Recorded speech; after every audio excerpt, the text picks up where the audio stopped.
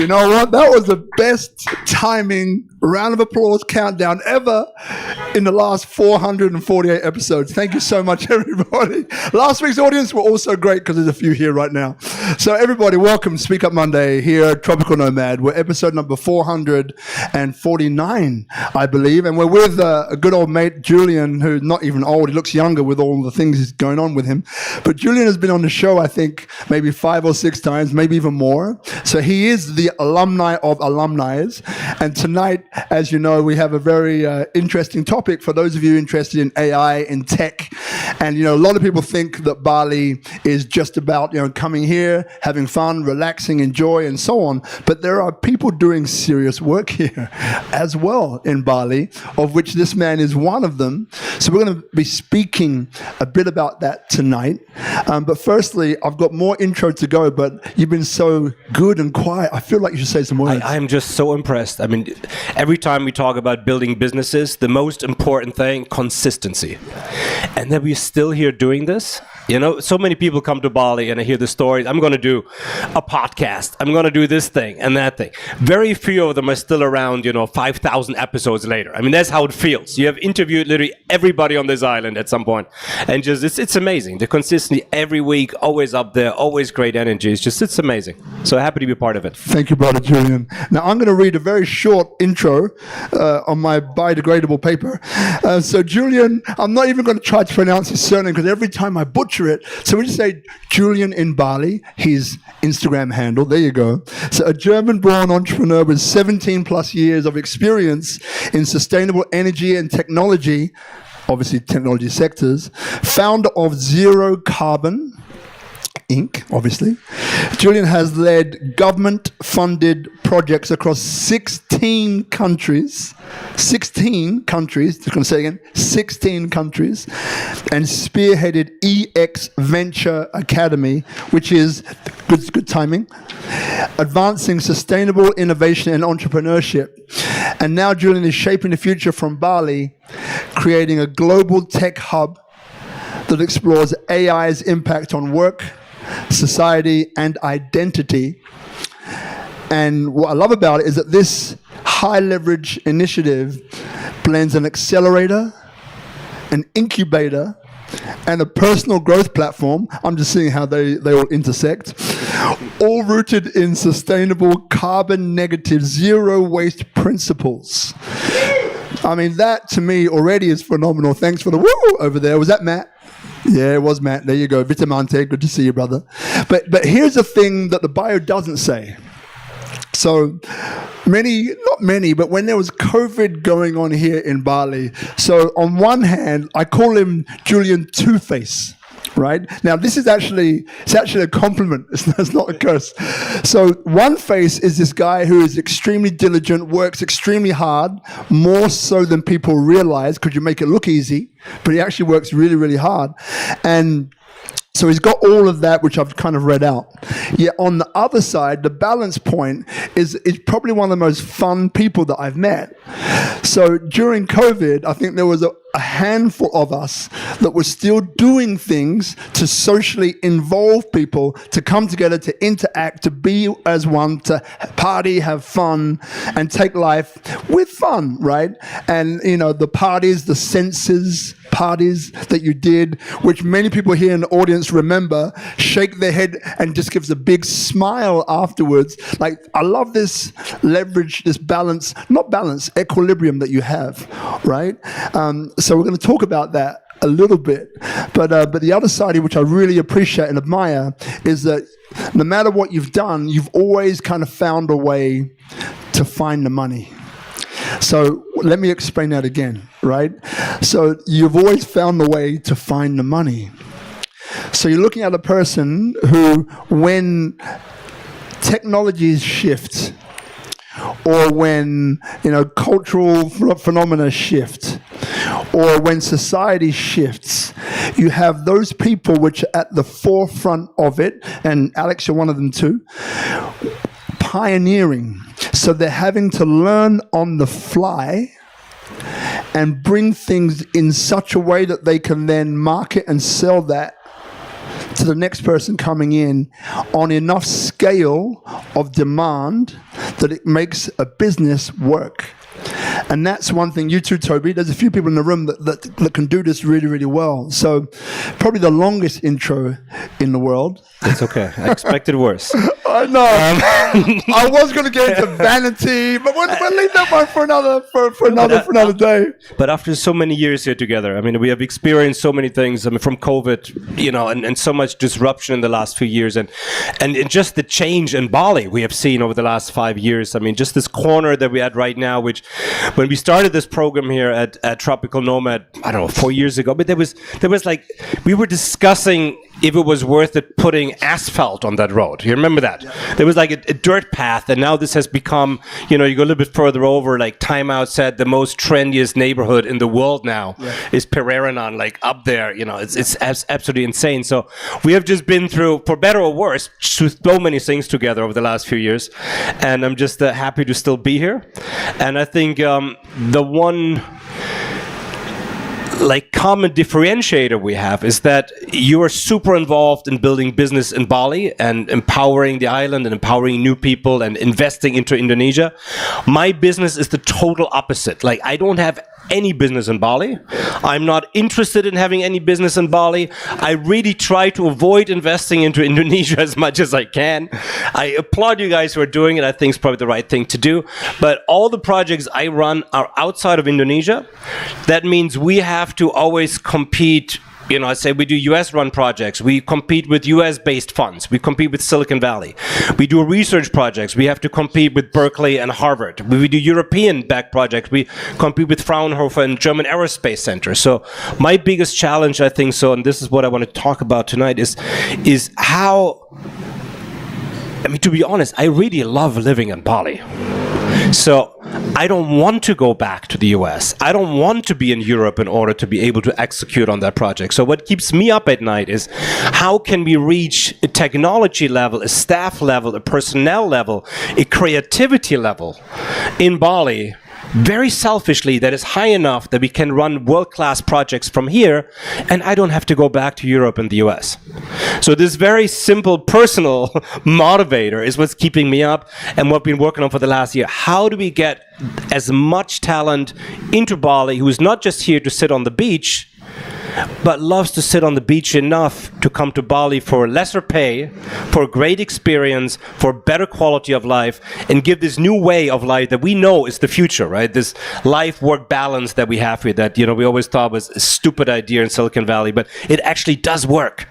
Like, how do we get the word out there, and how do we get more people who are like sitting in this shitty hedge fund offices in Tokyo, you know, without a window, without a girlfriend, without fun, without proper nutrition, and say, if you're already making shitty money and you will never execute on your business vision, why don't you come to Bali and do that for me? You know, at least I can pretty much guarantee you a girlfriend. If you can't make it here, you can't make it anywhere. You know, it's like, Jesus Christ, there's no easier place in the world to find a girlfriend than here. So if you can't find a girlfriend here, give it up. So that's literally my pitch. So, as you can see, tonight is going to be one of those episodes, right? I know. So that's why you come in person to see this stuff, because online is still good, but good better best. The best is to come in person and see these actually like this. You know, like the funny thing is that when I first met Julien, I think I was one of the first guys to kind of bring him in a way. It was this business talk in Sunset Road. It was organized as me. It was Mikey, he was the co-founder of Gojek, right? The largest, phenomena in Indonesia, right? And we were on this panel and we were talking, you know, just being nice, right? And there was this one guy in the audience. Okay, before I said about Alex being angry, right, with the face, he wasn't too far away from it, right? He wasn't as slim and as trim and as handsome as he was now. This guy was a bit more had a little bit more weight on him. Let's put it like that, right? I didn't say fat. I did not. He was fat.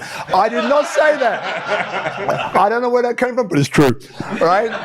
But so this guy, in a room full of 40, 50 people, we had this one guy over there who you could sell, he was getting a little bit more incensed as the evening rolled on. And I'm like, we got to give the microphone to this guy. And once we did, oh boy. Part of me wishes that I didn't do it.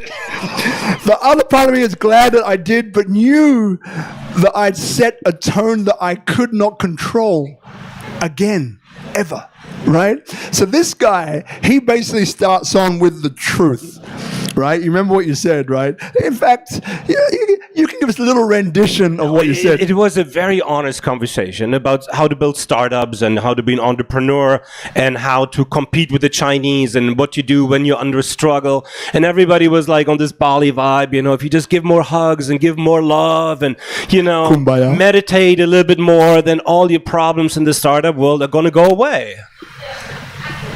Well, that's not what you had to say. I didn't agree. I mean, just quite mildly, I think it's fucking stupid.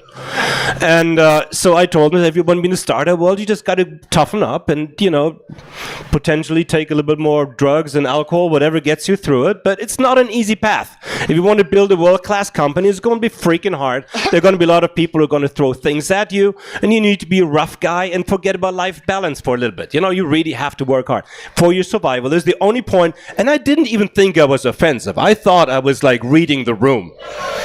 It was you later on who was like, Jesus Christ, man, just never do this again. But again, so maybe this is a little bit, I'm still German after all. I've seen a lot of things. And I love Bali and I love startups and I love entrepreneurship in general. But I also have a lot of people who come out to me for support and a lot of people ask me for help. And I think the one thing people can count on, they're going to get an honest response. So if I think it's absolute nonsense what you're telling me, I'm probably going to tell you. If you're more attractive, I'm going to be less harsh. If you're less attractive, I'm going to be super rude. That's just how I am. And I think there's just so much nonsense. It will just never get you anywhere. So if I can save you a few years of your life, of just wasting your time on something that will never be successful because it's not for you, or you got a shitty product or a shitty idea, or maybe it's going to be a great idea in the future like Bitcoin and I just think it's shitty, which is also happens every single day, obviously. But at least you're going to get my honest opinion. And maybe there's room for that. Maybe not. There's always room for your opinion, Julien. So let's go to move on. Number one takeaway, transforming Bali into a global tech hub. Learn how Bali is becoming a center for AI, innovation, redefining work, and societal paradigms. AI wrote this. Everything I write, AI writes, of course. Because I thought AI, may as well get AI to write this one, right? That's what I thought. What was I thinking? So how would you answer that question? I mean, I think AI, and it really keeps me up at night. It has so many opportunities. It's so hard to define actually even what it is. It is so hard to define how it's going to reshape our society. It's so hard to define like what my children should be learning in school. I got a 3-year-old. I got a 5-year-old. I mean, it really keeps me up at night. I mean, and we talked about this like a year and a half ago, 2 years ago, quite exactly, almost down to the day when ChatGPT came out. And I didn't work for like a week because I kind of saw the disruption that is going to bring to everyone's life, no matter what you do on this planet. And 2 years ago, we said, wow, the changes are going to be fast. They're going to be radical. And now 2 years later, I do feel that actually the changes are coming even faster than we have anticipated them 2 years ago.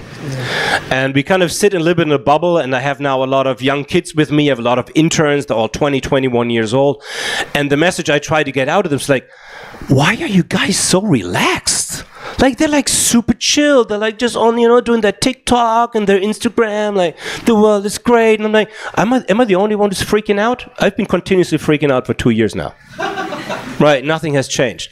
But what I see about the potential also for startup entrepreneurs is you got access to these tools now from anywhere in the world. So if you're using these tools, if you're building your own AI, if you're using other people's AI, if you're working on AI solutions, you can do this from anywhere in the world. So why not do this from Bali? Right, it's cheaper, it's better, it's more fun. So let's do this from here. So my initiative for the last year, and you know that I came up with a stupid idea about a year ago. Again, came home to my wife and said, "Listen, I bought a hotel." And my wife is a very serious engineer, as you know. She's, oh, Jesus Christ, what are we going to do now? I said, Brazilian engineer. So you got the dichotomy there. You got the German, organizational skill messed up with Brazilian spice, and it makes my life indefinitely interesting on a daily basis.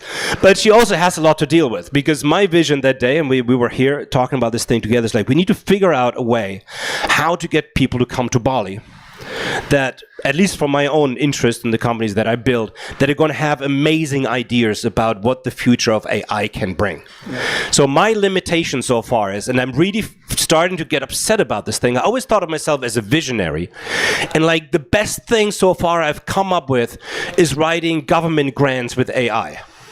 It's highly successful. I mean, we kind of disrupting the entire industry, and it's highly profitable. But Jesus Christ, the most important technology advancement in human history, and all I can think of is how to print government preformed data sheets and turn that into money. There must be something much cooler out there. Right? So what we're doing now is we have built this internship program. We've learned a lot. We had a lot of interns who hate me. Some of them have simply just walked out on me, many of them actually. But we are getting better at this thing, is how to really get people motivated, that are stuck in these shitty jobs, and bring them to Bali and say, listen, you come work with us. We want to see you grow as a person. We want you to understand that you don't have to spend your life in a shitty place like London or some, sorry. But we know what we're talking about. We're both here for a reason. The tissue. You don't have to be there. You can come here, you can sleep better, you can have a better life, and let's try to build those incredible businesses of the future together. And if we work together well, let me use my connections, my funding sources to build the next generation of great businesses. Beautiful. So, okay, let's drill down a little bit into that. So this academy, how many people are on it? From how many different countries have they come here to Bali?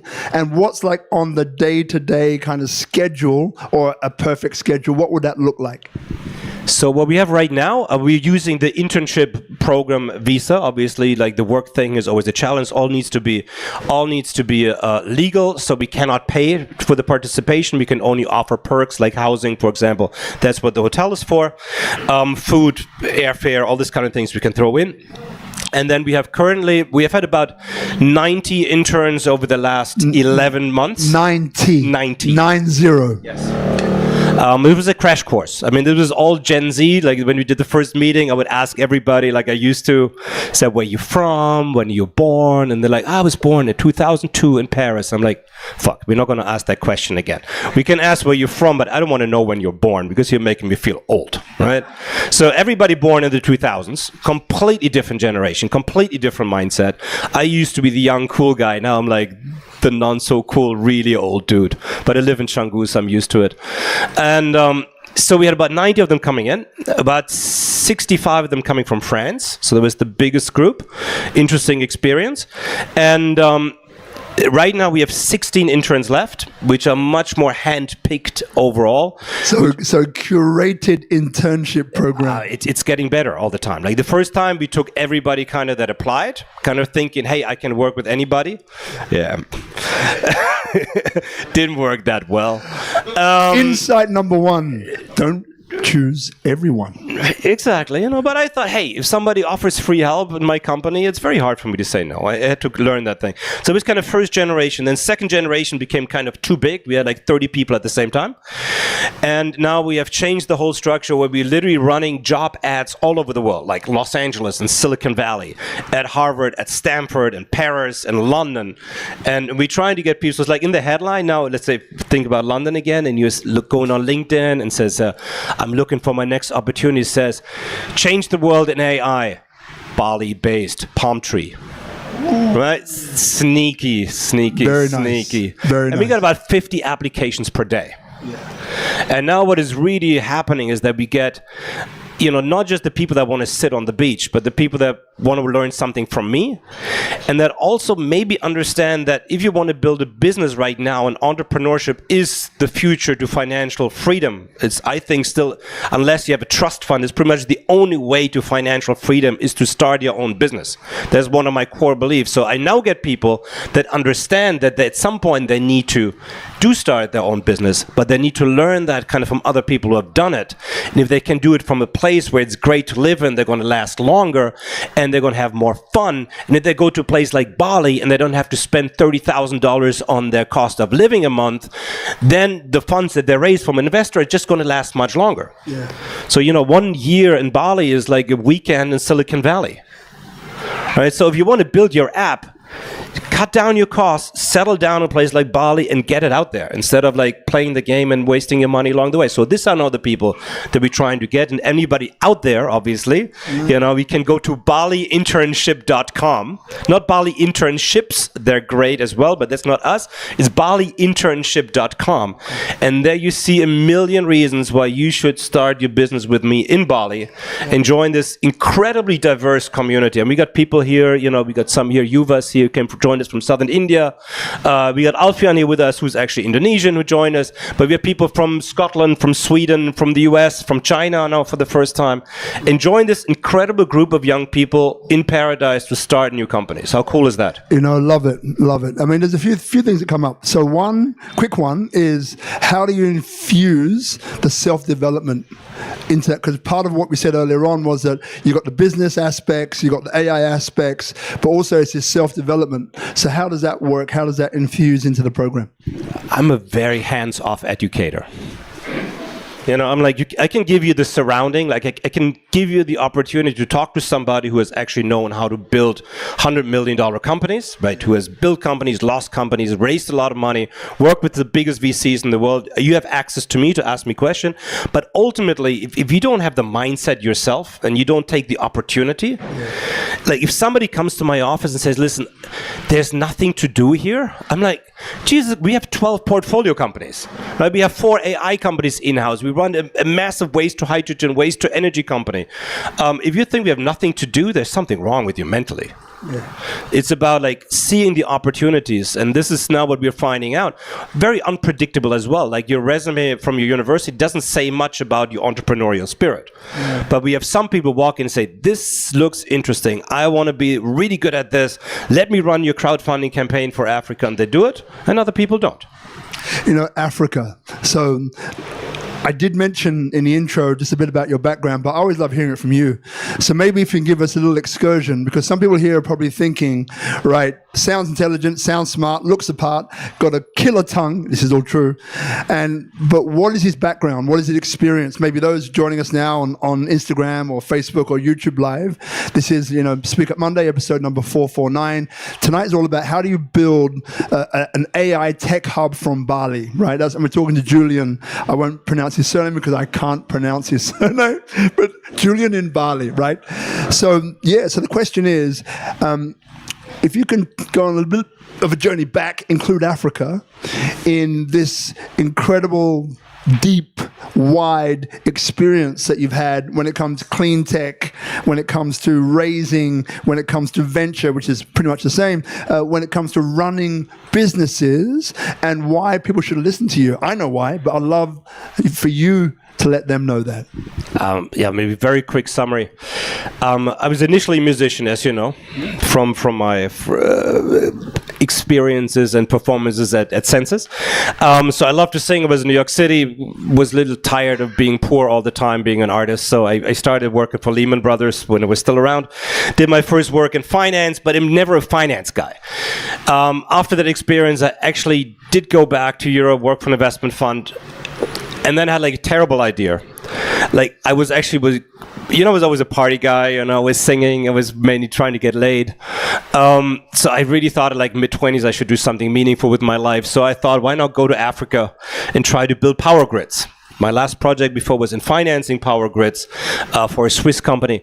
So I yeah, literally just kind of left New York City and went to Ethiopia for the German government, for the German Development Agency. I was very surprised I got the job. Years later, I found out why. I actually saw my application, and it said, 0 qualification, only applicant. You know, turned out nobody in Germany wanted to have that job. Later, I figured out why. And so I went to Africa, did my first job, utter failure. In Ethiopia, built a power grid. We tried the same thing in Eritrea, didn't work. Then we did the same thing in Djibouti, didn't work. So summarizing, my government career was full of failures, as it should be in these places.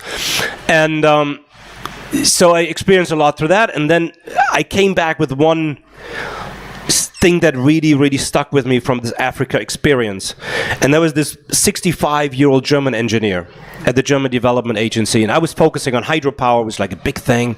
And he came up to me with a block of bamboo. We see this growing here all the time. They do their building construction with it, and they said, Julian, you have access to all this research in Germany. If you can take this and turn that into power, right? And he gave me this block of bamboo. This stuff grows fast. Nobody wants it. If you can turn this into power, it's going to be amazing. Just make sure that it's cheap, modular, easy to ship, and that we can bring it easily to Africa to power our villages. And if we could like maybe throw our plastic bags in there as well, that would be even better.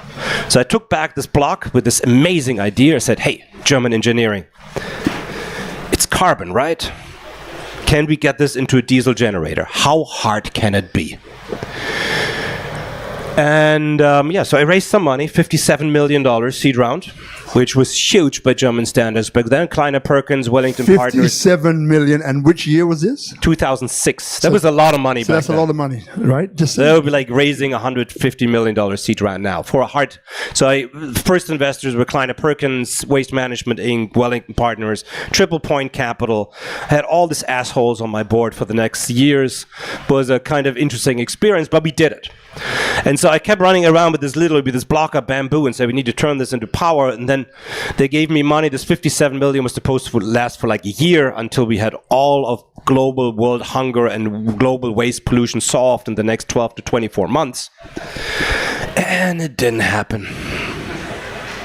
And then long story short, I'm still doing that. 17 years, 18 years later. 18 years I am later. still raising money for it. I've raised about 160 million euros in the meantime from about 1,000 crowdfunding investors, 8 investment funds, 30 million from Royal Bank of Scotland. I tanked an entire listed fund in the UK before. Matt remembers that one.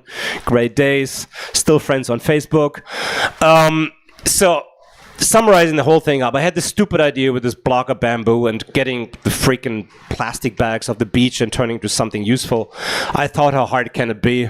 So now we're 18 years behind budget, 18 years behind, and 160 million behind budget, and I'm still doing it. But I've learned something along the way, and that's the point that I'm making this thing. But you've had successes though, right? Oh, yeah, you have successes, you have some failures, it doesn't matter. But the ultimate success is still outstanding, and the company 0x, as it's not even a company, it's now a life's mission. Like I'm gonna place this thing. We just opened the most advanced waste gasification system for the city of Paris during the Olympics. That was a huge step for me. That has taken sewage sludge and horse manure and now actually turns it into hydrogen and methane. So that's like super techie shit. And we're still working on that thing now. I still bring this thing to markets. But the learning experience for me was that I was never raising funds because I'm a banker. I never work on commission basis. I was never in finance because I was going to buy a penthouse. I was actually fundamentally stupid. I had a vision to build those fucking generators in Africa. It just took a little bit longer and it was a little bit more expensive. So I had to figure out many different ways of how to build businesses, side businesses, convince investors, do a next iteration of that different power system to now we have a working model. You know, here's the interesting part of all of this, something which I've always seen in you, which I know that you will see, in between the cutting humor and blatant honesty and so on. So he still has the DNA of an artist, right? Everyone here feel that or not? So let me go one step further. What is an artist there to do? To shout it out. What is an artist there to... Creativity? Right. Create? What is an artist there to do? More. Entertain. What else? This side of the room is killing it. Come on, people. Just open your mouth. What is an artist supposed to do? Or what is your view on what artists do? Just shout something out. Not together. It's like, come on. One at a time. All right, go on. Okay, go. Share story. Share story. Talk. Question society. Question society. Imagine. Imagine. Expression and imagine. Thank you. Expression, imagine, expression. Good. All these things are very relevant. It's about peace and joy. Artists give peace and joy to the world and actually bring people together. So all the parties that you've been doing over the years, the restaurants that you've run over the years, and you just said it so many times, in a way it has, but not on this level, been about you. It's been about other people. Do you get that? Right? Whereas how you can present sometimes is a self-centered, self-serving. But you're like, I understand that that's part of your persona, but what I actually see, right? You got it, Alex, thank you. But what I actually see is like a person who actually really does care, maybe too much. But it's interesting because that's what I see. I've always felt it in you, funnily enough. In between all of the top side talking, underneath is this soul of someone who actually cares a lot about people, about the environment, how to make things better, and how to bring people together. You've always done that. But please don't share that with anybody, right? Okay. This is our secret. That was my entire plan. I built a reputation in Bali of absolute shallowness, and if people ask me, what do? I tell them I throw parties and make babies. You know that this is my standard response. It has worked incredibly well for me. So I've known Julien for a while, and he's the one guy that makes caring sexy. He makes caring sexy. I agree. I agree. All right. Number 2, the role of sustainable communities. Discover the integration of zero waste, carbon negative practices in building future ready solutions. What comes up? now I want to go a little bit further because the scary part is, I said, I work now on AI. I'm not an AI specialist per se, right? I was just another dude who was sitting here 2 years ago when ChatGPT came out, and suddenly I was like putting my own like BS into the machine, and it came back with better BS than I threw in. And I'm a world-class bullshitter after 20 years of doing this thing, right? So I was impressed. I'm like, Jesus Christ, something I could have said, you know? And then I prompted a little bit. Now, obviously, it has evolved a lot. But apart from building 0x, for the last few years, I had a little bit more time on my hand because we're stuck in the laboratory. So you know me like working a little bit less, being a little bit more relaxed by my standards. But my core vision always for the last 20 years was like how to build these businesses that were thinking in this 10 to 15, 20 year time frames. Like 0x is not a solution, obviously, it's going to like change the world tomorrow. But if you really want to make an impact, it just takes a little bit longer. Not every problem of society can be solved by a fucking app. Right? Otherwise, life would be very easy. So it takes a little bit more persistence for the complicated things. And now we started using AI, digging down and said, listen, where can we use it in underserved niches right now as a solution provider and build separate businesses? And we have started 5 AI companies since.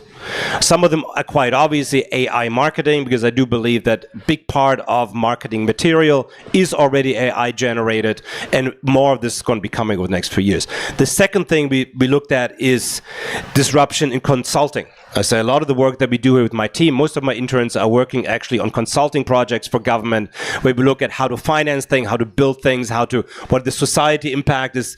Classic consulting work that we get paid very, very nicely for. I mean, it's going to be dead in 2 years, to be quite honest, because ChatGPT is so good at it at this point. And so we look at all these businesses that we used to look at in this 10, 5, 15-year time frames, and now we're looking at maybe 2 years.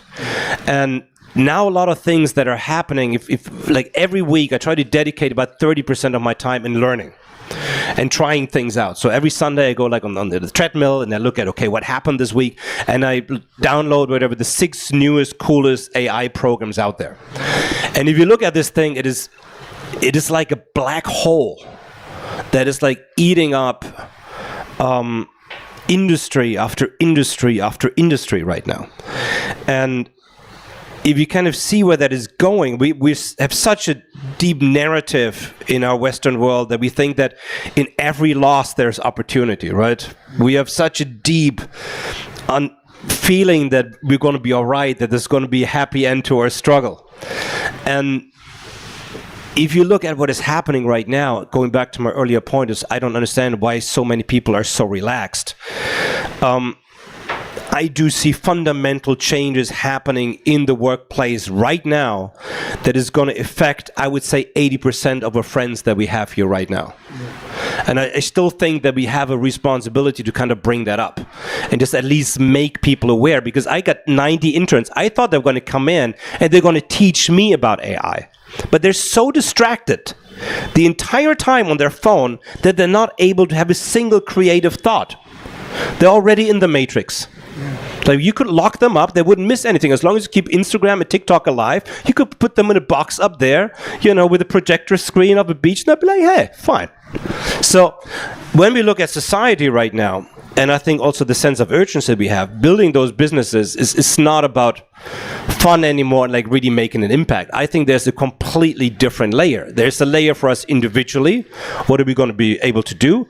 And how do we prepare as a society for a complete wipeout of jobs over the next 5 years and radical changes to our society? And that is a point I wanted to bring back to your program, because I have a feeling in general people are not really taking that serious at all. Last week I had a moment I just want to share with everyone that again shook me to the core.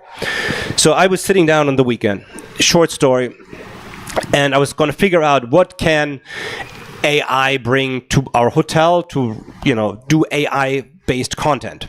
Obviously, I had a bunch of girls in a bikini at the hotel and was going to animate them to dance around and do a good. That's what I do. It did that incredibly well. But every second time I wrote bikini into one of the process, said, this is against our community guidelines.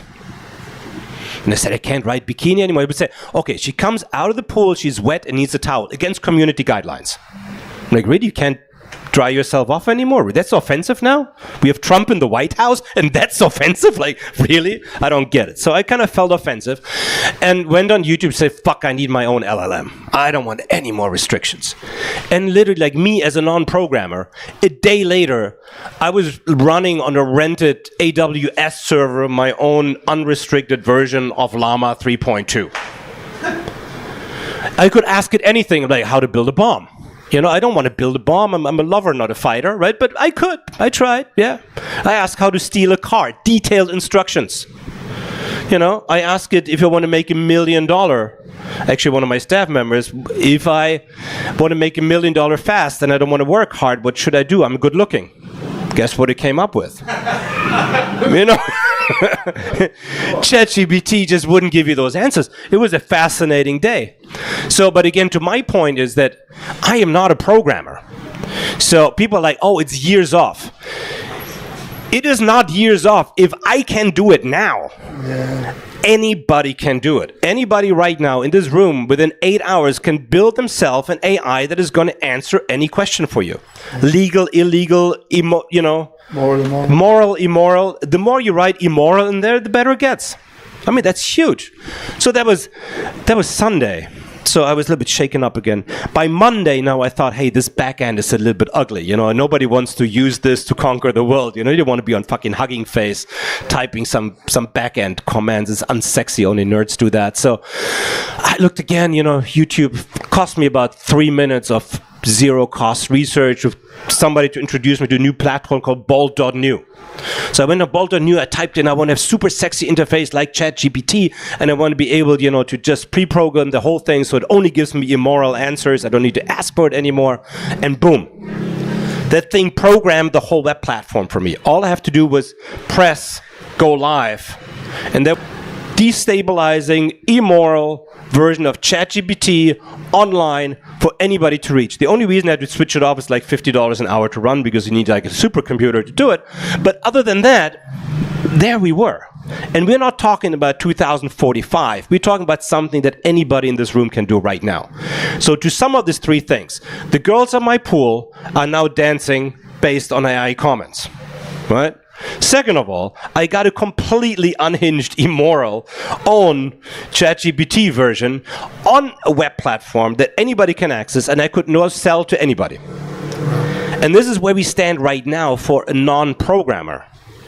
Right? This is only the beginning. I can only imagine what Elon Musk is doing with the supercomputer right now. I can only imagine what OpenAI is doing behind closed walls. I can only imagine behind closed door what some Ukrainian hacker could do with the system of OpenAI that we cannot even dream of. And I sit in Bali, and the best thing I can come up with write government reports. Right? It's just the tip of the iceberg. Well, the thing is that, as you can see, our interviews are always 360. You get the laugh, you get the jokes, but then you also get the poignant reminders of, oblivion, for want of a better term, potentially, right, for us to look forward to. And there's a few friends that we have in common. Alex knows him too, who what he does is that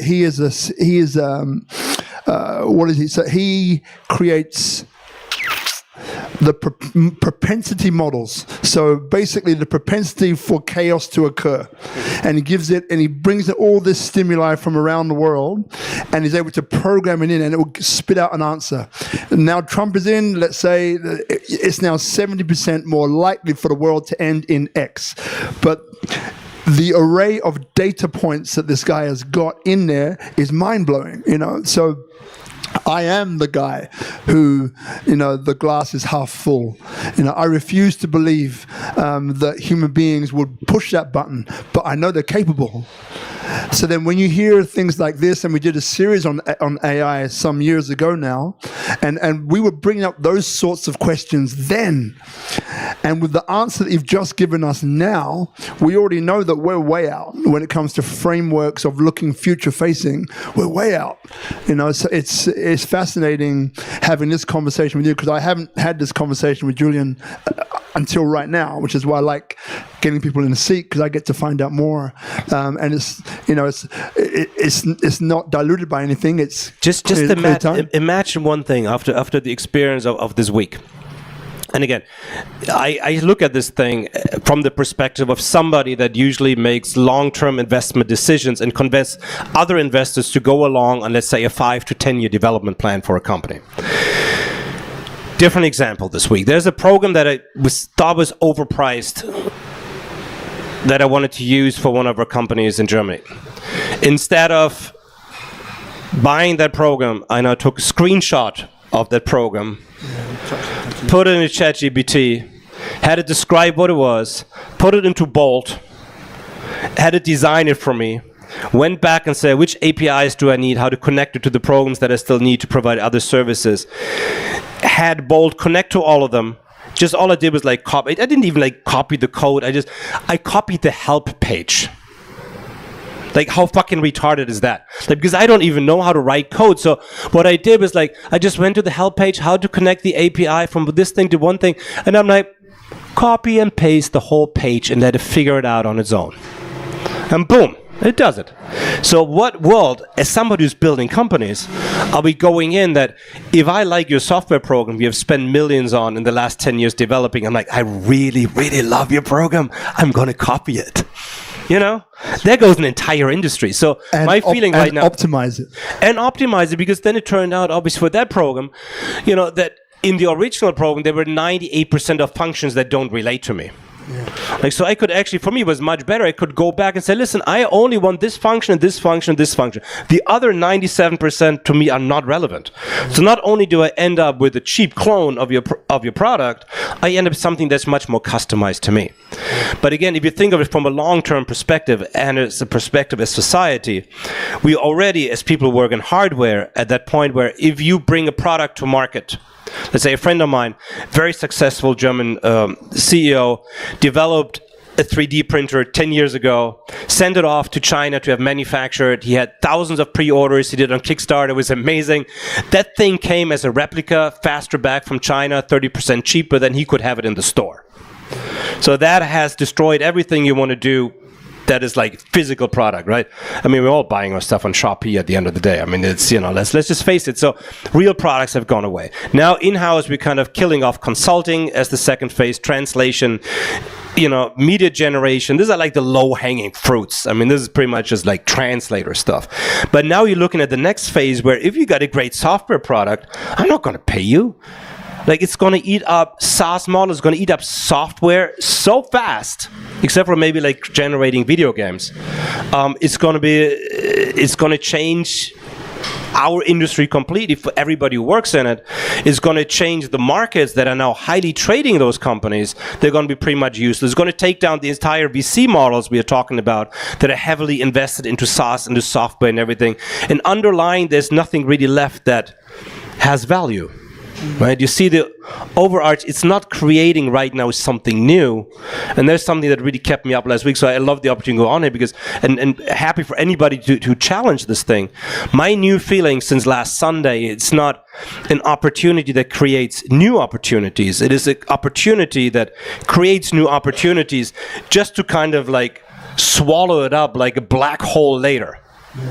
Right? If you have an Amazon product and it's trending on Amazon, there are 100 people in here that are tracking the new product and are ready to pounce on your market opportunity. We know these people quite well. Right? There's nothing immoral about it. Yeah. The same thing now is if you build a software and 6 people like it, there are going to be 1 billion people out there that are going to be copying that software tomorrow. And this is going to integrate almost every aspect of our life. And now my question is to anybody out there, and maybe somebody has a great answer to that, is now where in that lies the 5 to 10 year opportunity if every creative thought we have can be copied, replicated, and sold as a commodity for a low price a minute later?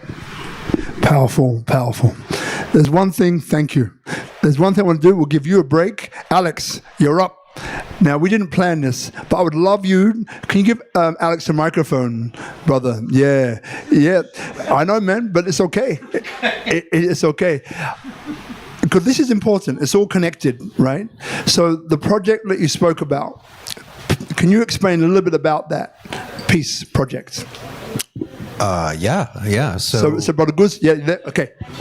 Okay, so a couple of days ago, I had the sincere honor of meeting His Eminence Shelpa Rinpoche, who's a Buddhist spiritual leader from Nepal, and he is. In that sect of Buddhism, he's actually selected by his peers, and he's also recognized by others in his domain as an expert, right? And as someone who's not only leading in spiritual belief, but also manifesting these beliefs through acts of charity, through acts of teaching, of transferring knowledge, etc. And so he's a well-recognized guy. He was actually asked to speak at the World Economic Forum for the past couple of years, and he actually prayer for peace at the presidential election in the U.S. So they handed over the mic to him for a while to kind of bless the the debate before it got started. I don't know, maybe it helped Trump. Who knows? So he is building the Universal Sanctuary for Peace. And it's a place, the vision is that it's a place for people around the world. They don't have to be just politicians. They can be world leaders. They can be you and I. They can be teachers. They can be anyone.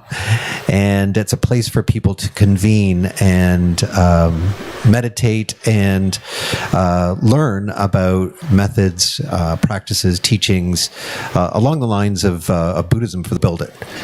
And they said, no, I'm sorry.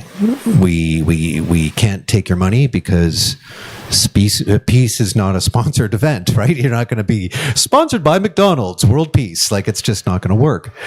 So their plan is to extract $1 from every one of us in the world, with full compassion and with no expectations of getting anything from it, right?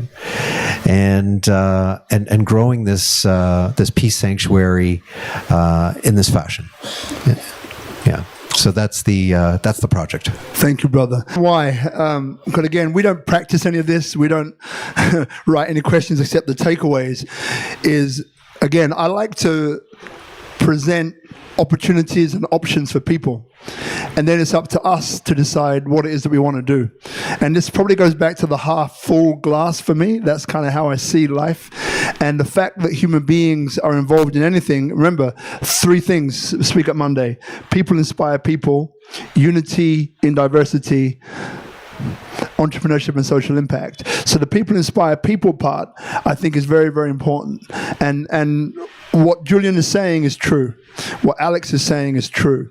So we have an opportunity to choose, right? And that's the reason why. Thank you for bringing. I didn't know that until today. So thank you for giving the opportunity to kind of say it, and to give us an opportunity as well. Because still, with AI, even though I think it's gotten to a point now where it's already thinking for itself, right? But it's about the person behind whatever it is. It's the state of the person: mind, body, soul, spirit. If that person's mind, body, soul, spirit is over here, then X results will come and outcomes the same. If that person is X, Y, and Z over here, then X, Y, and Z results will happen. That will be the outcome. So again, I'm a guy which believes that we do have a choice. Yes. Yeah, it will come on. It's okay. It'll mic you up. I just wanted to add something to the conversation now that we're in a conversation, if that's okay. There was something that happened, and I'm not sure if anybody caught this. It happened last month, and it was one of these life-defining moments in the world of AI that I'd just like to kind of raise attention to. There is a port in China that is fully automated.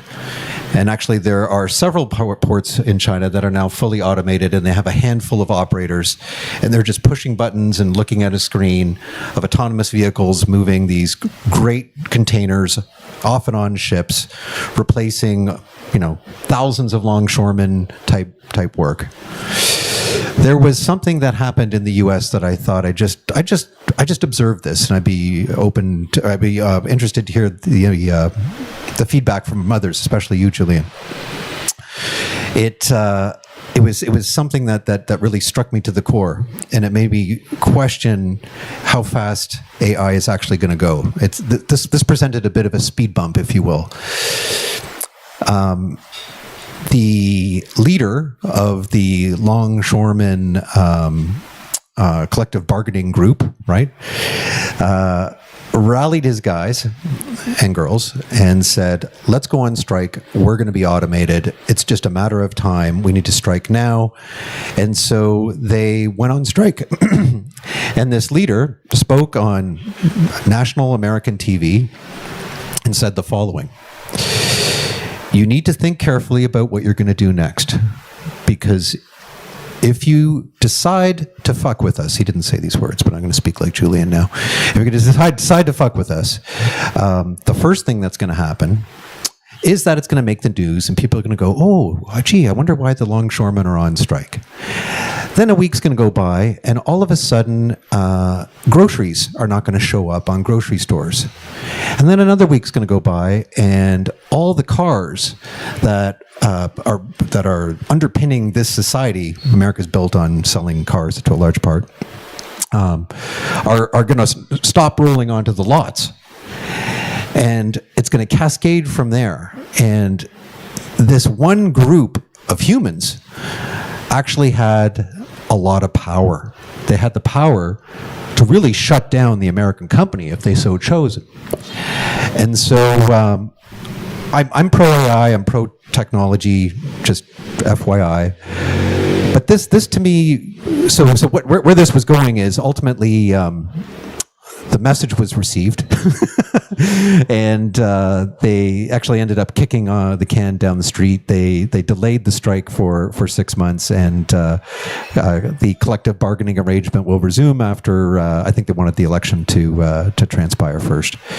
But it just posed a really interesting point in society that while we have the opportunity to automate the heck out of everything and take everybody's job, there are going to be humans that are going to rise up and take control of their own future. And so I see it more as a discourse between man and machine, and less the machine's just blindly taking over. And this example of these longshoremen who now control all these ports, who are loading goods off and on of ships, is a prime example of where I think mankind is going to persevere.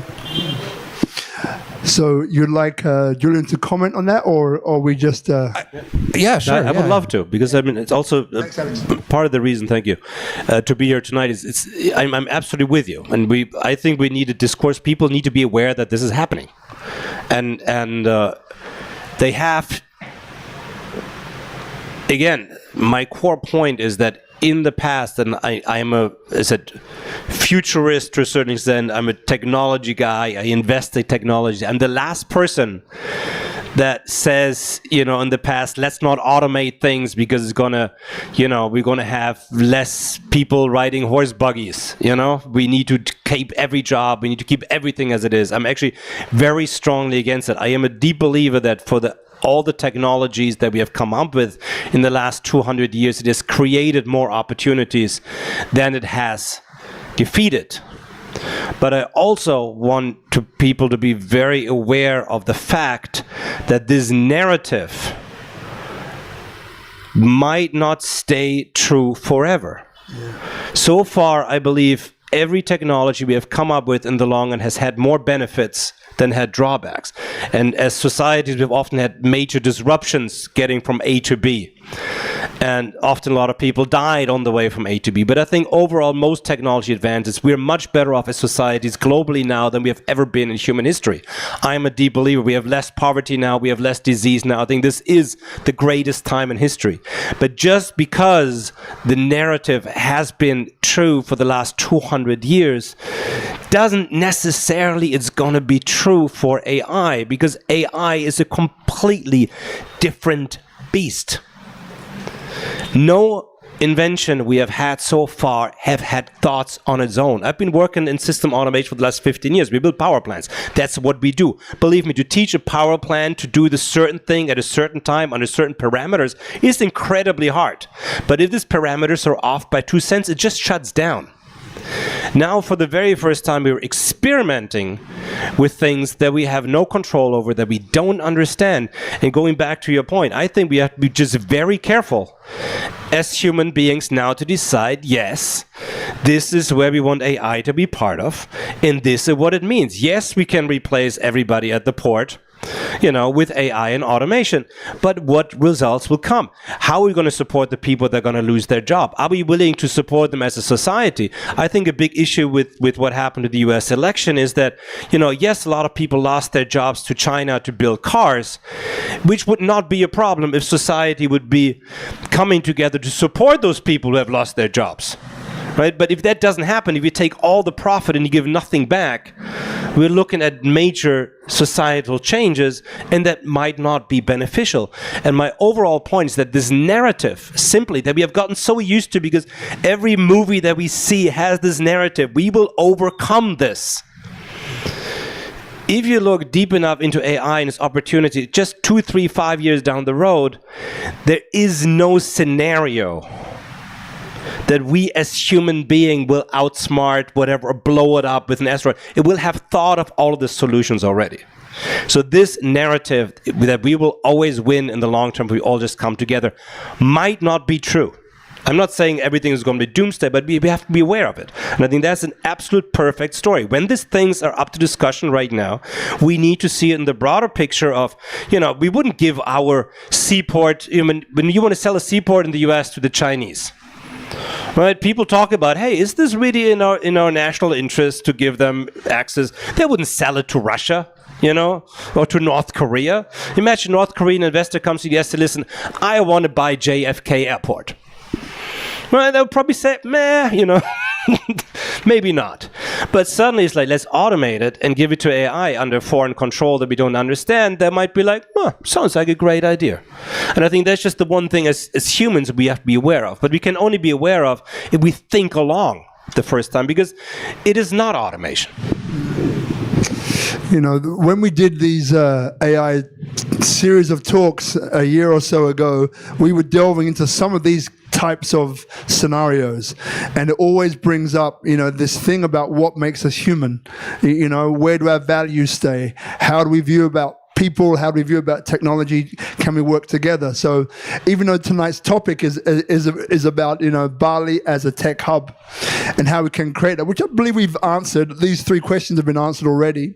This topic, I think, was always going to go in a way where we touched upon some of these finer points. And I think it's really important because, again, you know, it's crucial that if we bring our heart and soul to something, we look down the road and we see what the potential things are, then maybe we'll make a different choice. But 1 second before you come on, now we're going to have time for maybe 3 or 4 questions. Yes. So what we'll do is that we'll have that microphone, brother G, over here as well, and we'll start with the lady over here, and then 3 or 4 questions, and I think after that we'll probably begin to wrap it up. Yeah. Don't forget what you're going to say. No, I'm just going to have one quick point because we now have a great reference. We did a show when ChatGPT came out 2 years ago. Then we did a show about the progress of AI about like a year and a half ago, roughly. And so we actually have now on tape what we said 2 years ago. And some of these calculations, and this, we all said, listen, we have no idea what's going on. Some of these things have been proven correct.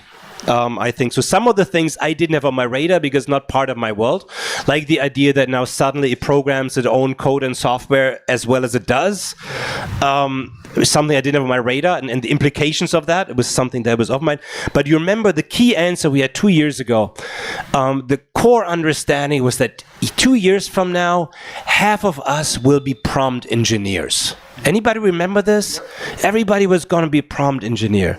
You know who's the only prompt engineer now, right? ChatGPT. Like, if you want to have a kick-ass prompt, you don't write it yourself. And there was an argument like 2 years ago, so, it's going to create all these jobs. You should go into prompt engineering. I said 2 years ago, this is fucking stupid. Nobody will write better prompts than AI. How stupid are you? And nobody's going to write better AI software than AI. And nobody's going to be able to optimize AI software than AI. I mean, come on. And so it's a great look back. You know, but by the way, those watching on Instagram Live, celebrate, because what I noticed, right, is that when you drop F-bombs, Instagram doesn't like it very much, and I can't repost it. But YouTube is okay. So just so you know, if you want to watch this again, it's going to be on YouTube. We have a question, my dear. Yeah. Yeah. So just wait for Guzman to turn the mic up. Yeah. All right. So there you go. You're on. Okay.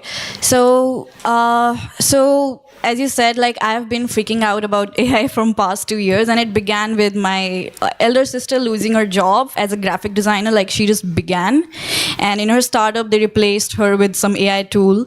And so first thing I did as I freaked out was I was a back-end engineer. I just upskilled myself and became an AI engineer, and I'm working for a startup that's leveraging AI right now. But I also wanted to get into entrepreneurship, and not just because of money or anything. I think it's like something that's my calling. Like, I want to build myself more as well and also make an impact. But what happens with me now is that firstly, I just see AI growing exponentially so fast that I procrastinate in a way that I don't have time. I cannot fail. And if I work on something that's gonna fail, then, you know, there's no time. I feel that, firstly. And secondly, I don't feel passionate about being original that much anymore, because when I just went to ChatGPT once and I asked, like, try different industries, and I said, list all the startup ideas there, and it just listed. So nothing feels like original. Or so what advice would you have for that? I would say, first of all, join our academy, if you can. I mean, because this is exactly the space that we need now, because the failure rate has always been 98% of every startup I've ever worked with in my life. Very few of them ever survive, right? So entrepreneurship has always been super high risk. But now even the companies that do make it big, like a Canva, you know, they need 10, 15 years to get there. We don't have 10, 15 years. So the business model that we created and how to build companies, and people are like, oh, they just have to be faster. Like, there's no tech company out there that's like, let's take this slow. We got 10 to 15 years. It means they have been working incredibly hard for 10, 15 years, like me, thinking it would take 6 months. So it was always, and I totally understand that feeling. It makes no more sense. Like, there is just no, even if you come up with a great product, I'm going to copy this product in 20 seconds with no effort. I'm just going to say, thank you very much for the idea. Maybe give you credit for it. So this is exactly what this tech hub is for. We need to be, if we have the fear of failure, you're probably going to fail. But maybe we're going to create something cool in the meantime. Maybe we're going to find a niche that is currently underserved. So with me and my companies, I look for things that the big guys are not going to get into, first of all. Second of all, I'm not developing any LLMs or something crazy like that. I look at niches that are very fast to penetrate. Like we did German government grants, literally from like 0 to 100. We could scale it very fast, very low inside investment. I just did a presentation for the German Ministry of Economics. They asked, where's AI? Other Germans were like, nah, nobody's asking about AI yet. I'm like, great, I got 2 more years, you motherfuckers. Let's just go down and just... So we're looking for these niches. But also what we did, last time we talked about, we were working on a health platform. Yeah. You know, like a year and a half ago, we're going to have a health platform to track. Complete stupid idea in hindsight, because now every billion-dollar company is doing it. Every insurance is down it. So you need to be super fast. And the idea about the tech hub is that, let's say, if I can provide you with something to eat and a place to sleep and a scooter and a gym membership, there's not that much else you can lose. Like now you have kind of like your mind open to try things out, because losing at it in the worst case give you learning experience and an edge up on anybody else. But you're not going to walk out with $100,000 of credit card debt trying to finance yourself and pay your own developer team in Silicon Valley. So that's really the underlying mission, because you can only take those risks now. And I think starting a startup now in the software space is almost insane. You can only take those risks if you kind of reduce your personal risk going into it, because otherwise I wouldn't do it anymore either. If this would be my only chance to make a living for myself, it would have to be insane. Did I just say that? Yeah. Yeah, that was very good. You know, by the way, we have another question outside of Detlev over here. Was another question? No, then it goes to Detlev, the microphone. Then we have a few questions over here as well. Just before you go, Detlev, I'm getting a whole nother dimension to the possibilities of what you can do. It's really cool, man. Thank you. Well, starting on a complete different point. I mean, we have, Rob, you really created an amazing circle of people and of people who present here. I remember David Schreier. Yeah, I asked him after, or I texted him. Real quick, David Schreier, invited by brother Alex, is one of the best futurists in the world. That's who Detlev's talking about. Yeah, he's on the show. And I asked him then, whatever, a week later, I said, isn't AI an answer on demographic problems what we have? So, and I think we're all aware of the Parkinson's law. And I remember, and we remember probably, we have in Germany a television station, a governmental television station. They have easily in Mainz, ZDF, 2,000 people too many on board. Yeah? So, cut. What we have in Green School last day, what we have in the discussion here with this wonderful lady from Green School. What was the problem? What is the problem in Bali? And we have to eat. We should not forget. Well, we will not have rice field farmers anymore. So going back then to David Schreier. Probably there's some problems solved also, because we have definitely on certain industries too many people on board, what is not necessary. Sorry, maybe it was a bit too provocant. No, I totally, if I may say that, I worked in government most of my life, right? If you asked me, we could send 98% of these people home and nobody would miss them. Can we cut this? I forgot I'm out of retirement. The beauty of live stream. No, I mean, it's, I would say in general, is that I am not against optimizing process, and I am not against, optimizing bureaucracy, and I think that governments are overspending, and I think that we're going to have additional robotics to take care of old people, and I think a lot of this, it is going to bring us progress. I really don't want to be like somebody that's like doom and gloom for the whole thing. I think there's also still a very good chance that ultimately AI might solve all of humanity's problems. maybe including humanity, I don't know, is about probabilities at this point. And then I think there are different stages. I think there's also, we're going to look maybe at the next 2-3 years at maybe the biggest economic rise shift in human history based on processes that can obviously be done a lot better, much more efficiently by AI than by human beings. And a lot of this will be exactly the people that nobody needs. Going to be a lot of the people that worked at, we all knew there were too many people working at Twitter, for example. We get freaking button engineers now in Silicon Valley. People like design buttons. They're like 50 people designing buttons at Snapchat. First of all, who still uses Snapchat? Second of all, you're like, have they ever changed a button? I don't remember. So what are these people doing? It's also a metric, that you have to keep a lot of people around, and then you have all these employment programs from government, everything else. We're going to have a massive shift in efficiency, and we're going to have probably an unprecedented moment of economic prosperity, which, if we don't think about it as humanity overall, will very much benefit only very few people. This is something else I would like to throw in there. Ultimately, very few people benefit from the rise of NVIDIA. A lot of sisters and brothers will lose their job who are doing their marketing. So if you kind of add these two things up, I think there's a high probability. And again, I'm not actually that much full of beliefs, not even politically in general. I think of it as probabilities.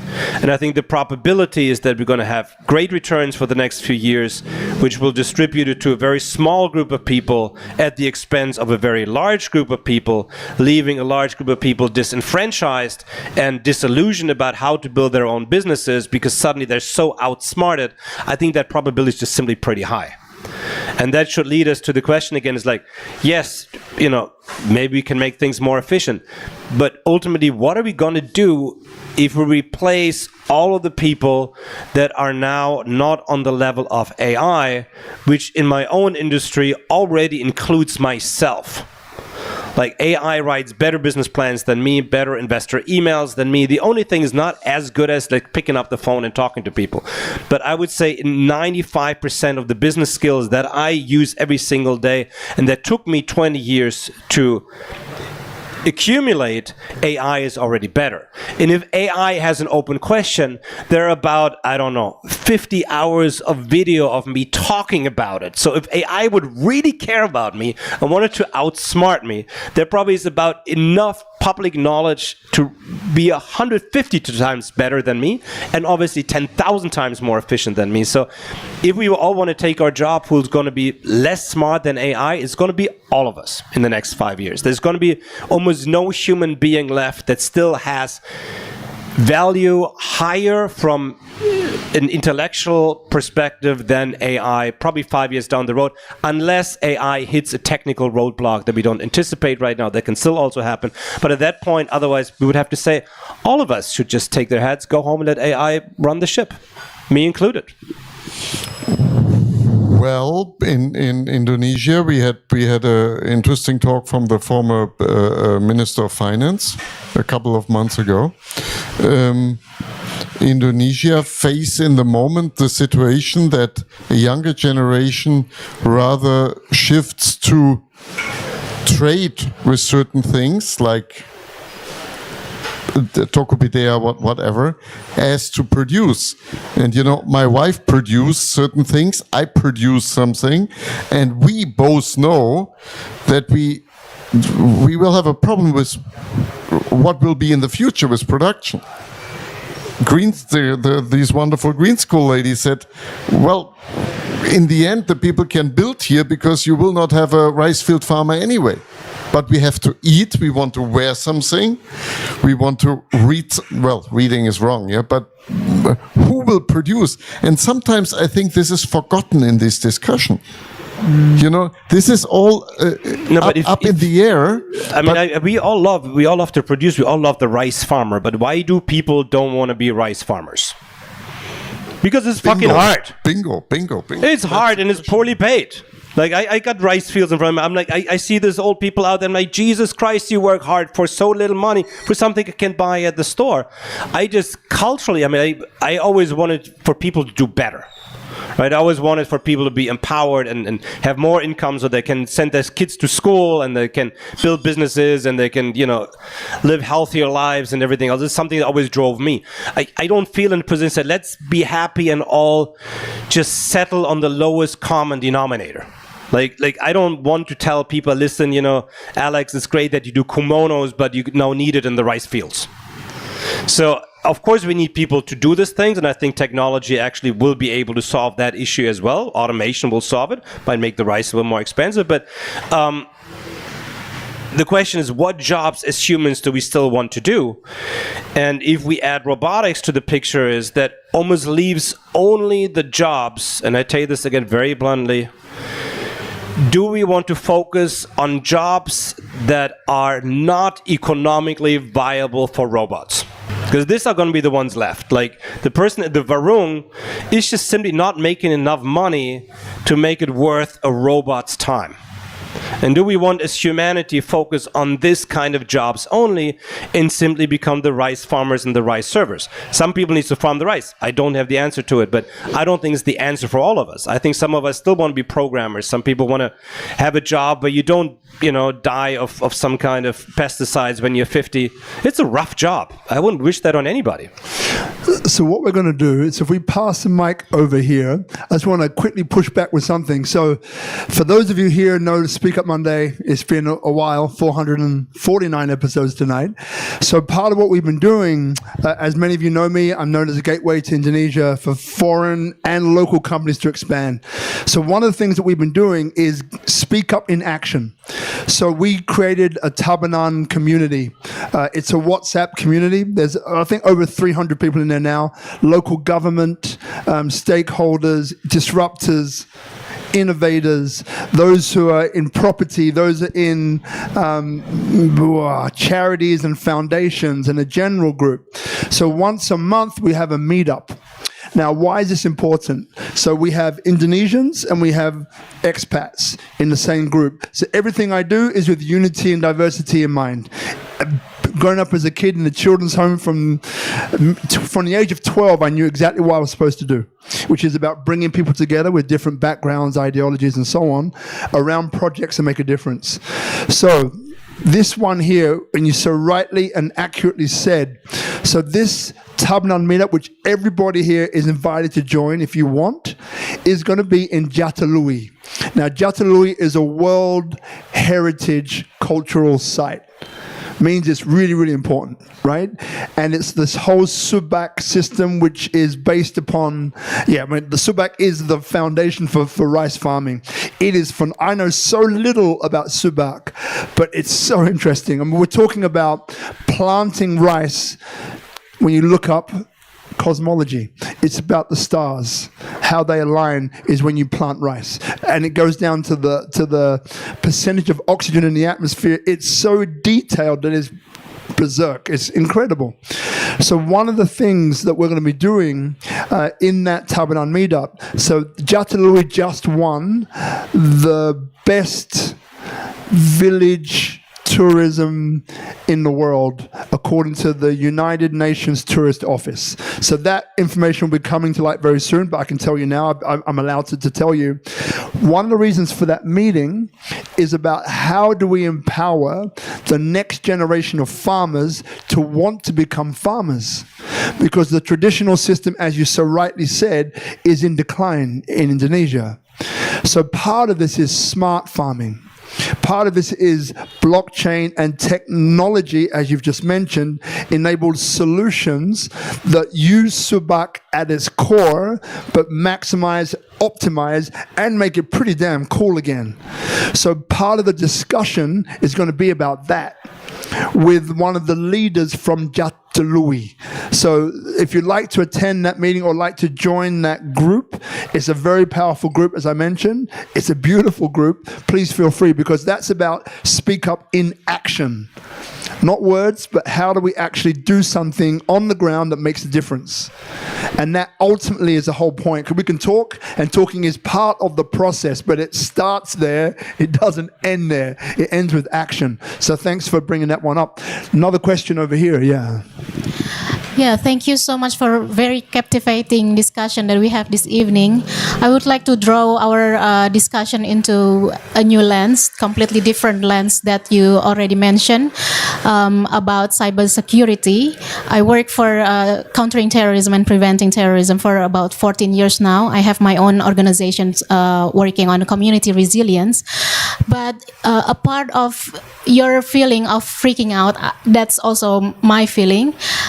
Which I'm aware that social media, internet, and technology has made us to be, very afraid of what is the next. So you mentioned about what benefit to us to take technology for company or for building our businesses. But what about social media to be part of enticing our future generations, say in terrorism? So what do you think we can do in the lens of cybersecurity, or specifically on preventing and countering terrorism? I mean, I think one good point is really everything on social media. After having, I don't know, roughly 80 interns this year in their 20s. I mean, I think that we're actually going to look back at social media as literally probably the most toxic invention in human history. I see an entire generation that is become consumers. And again, I come from an artist background. We only have two kind of people. We have creators and we have consumers. And the creation skill is what kind of still sets us apart from AI. I still think we're still more creative than AI. But AI is definitely already a much better consumer than we are. So I think social media, honestly, is, and I feel deeper about it, the more young people I work with, I think it's the absolute devil. I mean, I think it is really, I think we're just absolutely delirious to what it has done to an entire generation. And we're going to look back at somebody and say, listen, the most challenging generation will be the one that's now in their 20s, because everything they learned probably will be outdated by the time they graduate. And my generation, my oldest daughter is 27 now, have so ill-equipped them with the skills to compete with AI in this landscape. I mean, I think it is actually, it's sacrificial. I mean, it's the only way to look at it. These children will never be able to compete with AI for anything, because their brains are always busy with cheap dopamine, and they cannot think and they cannot be creative, and that makes it for them impossible to have any basic skill to compete in a future work landscape. Generalizing in general, but this is out of the ones that I've met so far, over 90%, which is a huge percentage from very, very different backgrounds, very different countries. Always the same thing. So that about social media, whenever this thing comes up, I think we're going to look back at it. And I use it myself. I'm on social media. It just came to me through this experience that I've really seen the impact it has on younger generations. When you look now at cybersecurity, again, what is cybersecurity? I mean, it is on one hand an algorithm or software program that tries to anticipate what's getting thrown at it. I mean, ultimately, I think there cannot be cybersecurity against an artificial superintelligence. It's an oxymoron by itself. It's like humans trying to estimate a threat from an absolutely unpredictable, endless, scalable attack front. It just doesn't make any human sense. And correct me if I'm wrong on this thing, but like, let's say we as humans, like, we can anticipate 50 moves. The scary thing about now is that we, for the very first time, let's say when we invented, the printing of books, for example, it was quite predictable what book would come out of the press. Right? When you open the internet, it was quite predictable. You could find information that somebody else put on a server. There is no magic to it. People might be uploading much more shit than we ever anticipated. That's a different story. But generally, somebody has to put it there in order for you to find it. Now, especially in looking at cybersecurity, we look at a situation where the imagination and the tools and the creativity and the pre-planned thought process like chess, we're so outnumbered. We already cannot win against computers anymore in chess, right? And chess is indefinitely complex, but cybersecurity, let's say, is like another factor of 10. The idea that we could win against artificial superintelligence in cybersecurity, I think, is absolutely delusional. Wow. So the only way to maybe do that to a certain extent is to have a better, and that's why the arms race cannot end where we are right now. This is why the arms race nearly just needs to push it up, because the only protection and a clear mind against a foreign artificial superintelligence or misused one is having a smarter one. And so this is the modern arms race and the black hole that I've been describing before. And morally, we can almost not say let's not do it, because what happens, let's say, if somebody else comes up with it? How about we leave the whole hacking field to, some criminal institutions, right? Do we really want to lose that? I mean, what is Trump going to do with Elon Musk starting the first day of the presidency? They're going to build the largest fucking supercomputer in human history. Like, some of us don't I grew up in the US, but I don't trust the US government 100%, like maybe 3, on a good day. There's going to be an arms race. And I think especially in cybersecurity, it's, you tell me, what you see are the odds of humans beating AI-backed cybersecurity breakpoints. Do you see any chance, or? I agree with you, because the perspective of beating technology or AI, it's really hard to compete with human It's a definition. capacity. We're building something that is designed to outsmart us, which by definition means is going to come up with ideas to break the system that we have come up with, because our imagination is so limited. We are so limited that we cannot plan more than 1 or 2 steps ahead. Like, the smartest people on this planet usually have one theory. I work a lot in research and science, right? The smartest people I work with literally have one theory to work with. And Jesus Christ, if that theory breaks down and whatever, in string theory or quantum theory, whatever it is, with that theory, they've got nothing else. The smartest people on this planet literally have one complex theory. There's almost nobody out there. The biggest challenge in science we still have, and their AI might be amazing, it's like we've just built a reactor in Paris that has a thermochemical reactor combined with a catalytic reactor and a biological reactor. Doesn't need to understand the whole thing. The main understanding is waste goes in and a certain gas comes out. Just the 3 different research fields, the thermochemists with the biologists and the catalysts, which are chemists, none of these 3 people, top of their fields, top research institutions, has any idea what's going on in the pot before them. This is how fucking stupid humans are. Like, the biologists were like, I got bacteria. I don't know what you guys are doing, but it looks like lava. This is as much as they know. So we're so limited as human beings already, especially in science. It's hard for me to even imagine a interdisciplinary human brain that could compete with this. Long story short. What do you think? What will you say to your children or next future generations to them not to use AI, or how do we cope it? That's a great question. I was going to ask. It's an amazing question. I really think about it. I said my youngest children are 3 and 5. And yes, I do think about what we should actually even teach our children. It's like we'd like to still do this thing, like we interpret 200-year-old poems in Germany. You can literally have this as a major in school. Is that going to serve them well in the future? Is there anything out there? I mean, we got to teach them something. We can't just keep them home and say, listen, guys, just give up. You're just too stupid for the future. It's also not an answer. My personal takeaways from this situation is, and maybe why I've not been around so much and why I have even not gone forward and throwing my usual December massive party this year, is I do have a core belief that we have a high probability of societal disruption with the next 5 to 10 years because of what we have just described. I think there's a pretty high probability.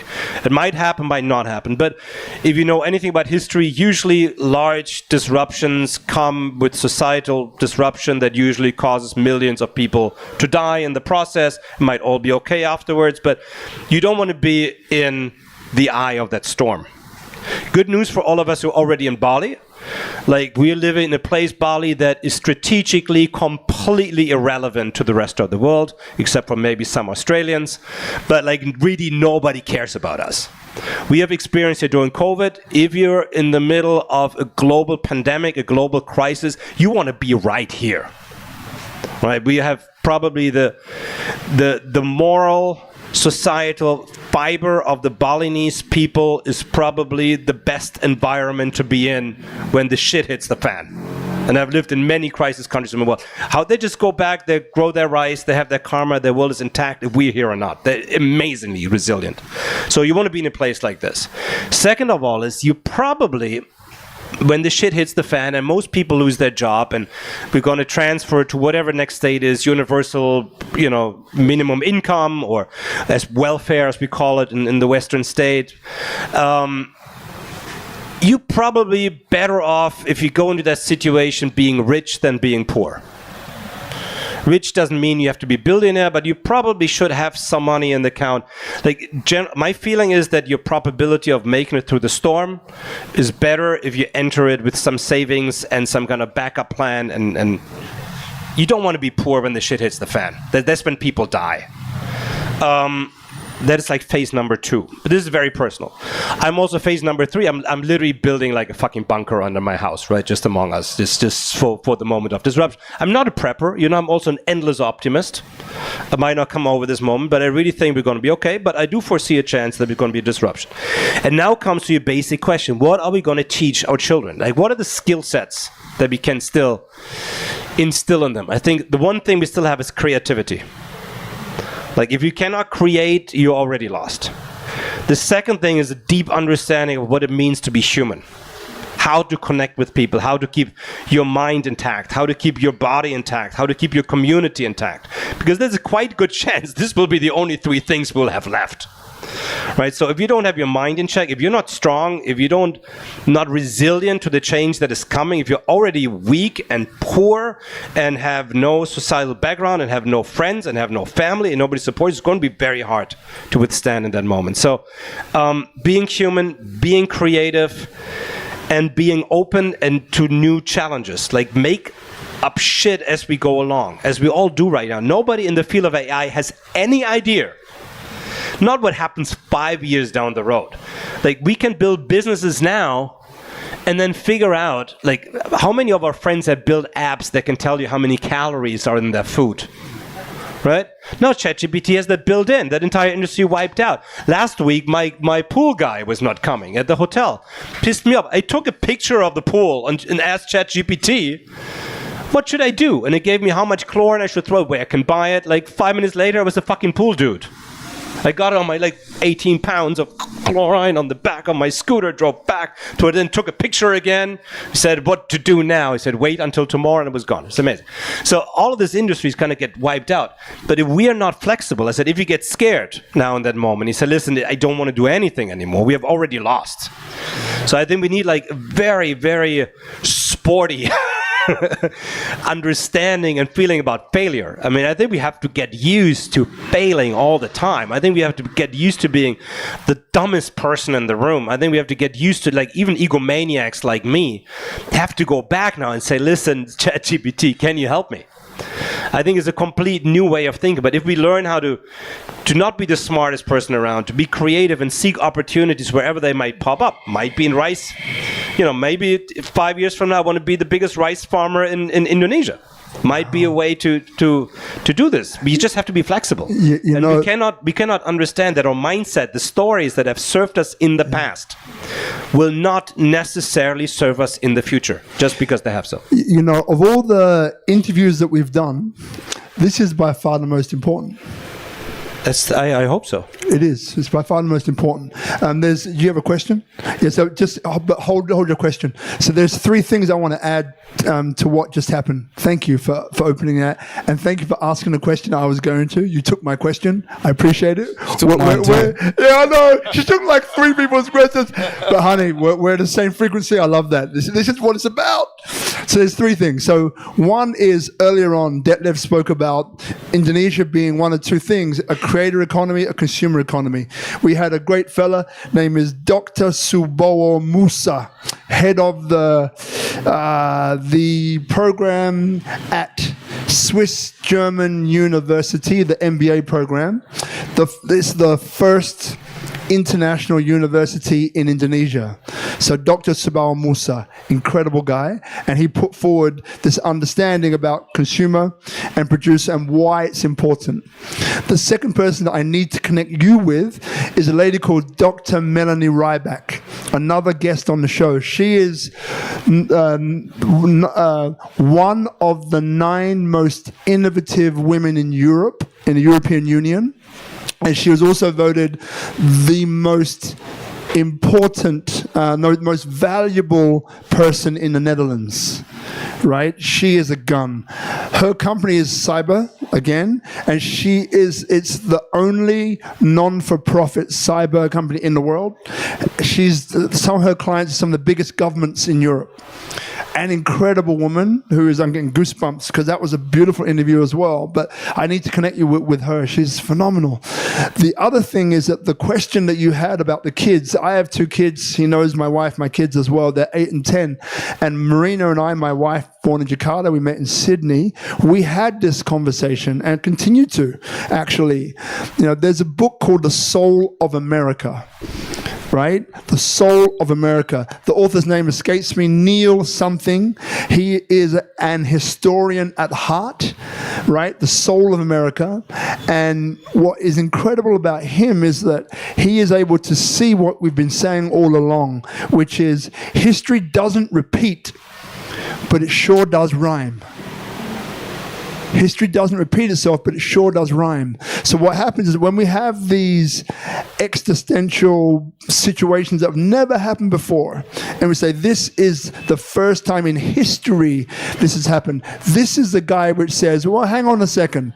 And he'll pull back to whichever time in history, explain the situation, the circumstances, the ideations, the thought around it, to the point where you say, holy sheesh, that is pretty damn similar to what we're facing now. He's that guy.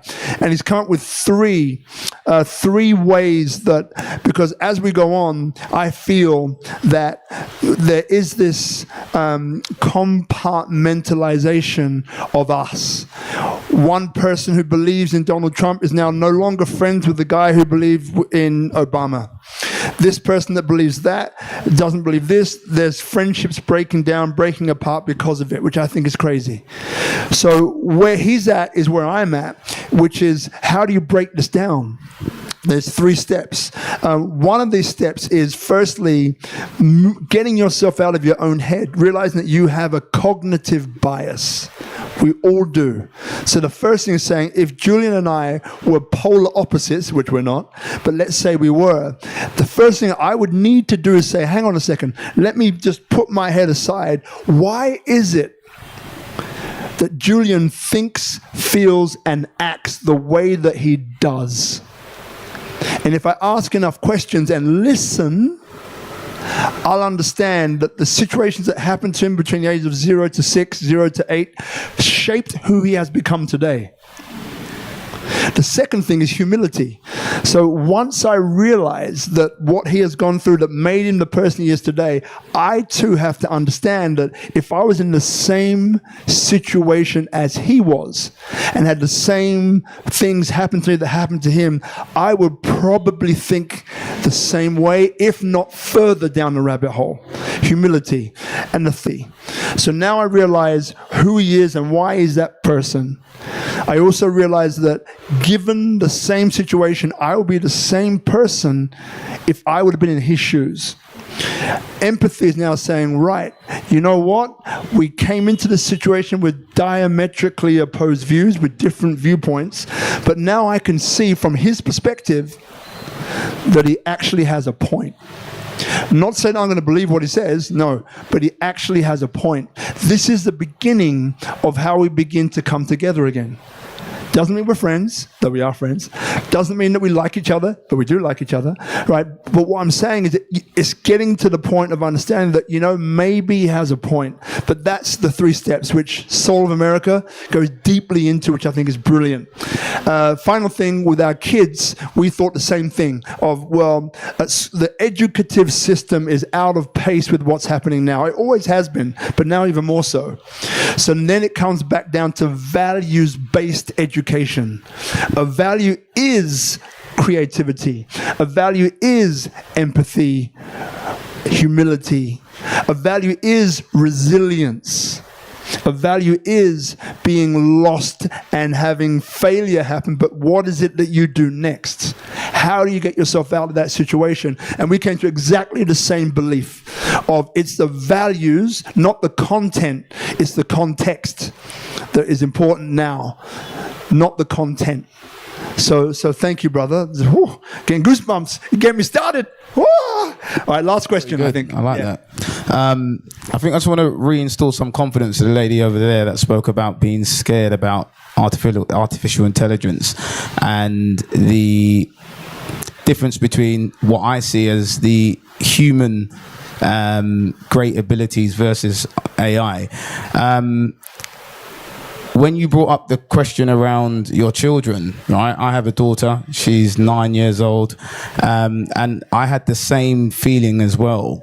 And then I had to remember that emotional intelligence is something we might overlook when we're taking into account AI, because from my understanding, emotional intelligence has a lot to do with body language. I've been sitting here watching the both of you, of your body language, how you've been communicating. That it sends quite a great signal to people. A lot of what we say is understood through our body language. I'm not too sure how much AI can take over something like that. And through networking, through communicating with people, we learn so much. So I'm not saying that AI doesn't have the power to have a massive impact on the world, but social awareness, emotional intelligence is all about the ability to understand someone else's emotions and regulate your own. So how much can AI do of that if it all comes down, or a lot of it comes down to body language and the way we communicate? The way AI delivers information most of the time will be on paper or be on a screen.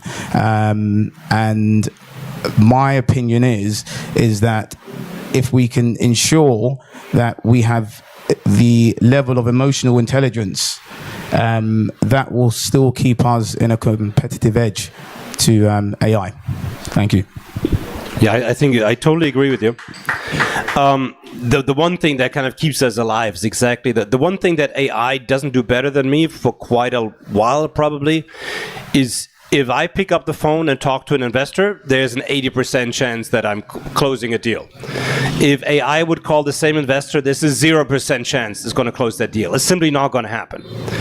I just want to share, and I absolutely believe this. So these are the skill sets I think we need as humans. We have to be human. We need to be able to communicate with people. We have to be able to relate with people. We have to make people feel comfortable. We need to be able to convince them, to motivate them, to inspire them, and everything else.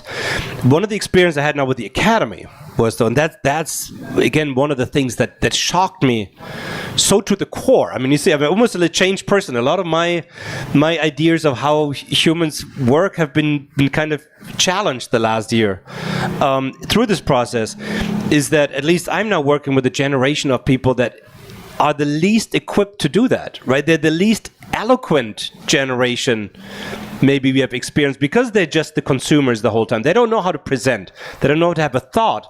And so I think you're absolutely right. This is what's going to keep us alive. This is going to be our life insurance right now.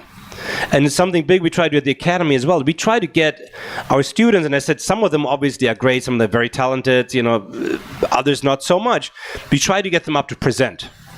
Because if you cannot present your own thought and your own beliefs and why people should give you their money or their time or your empathy or whatever you need, nobody can do this thing alone. Nobody can be happy alone. Nobody can build a great business alone. Nobody can raise a family alone. Nobody can build a city or a community alone. It just doesn't work that way.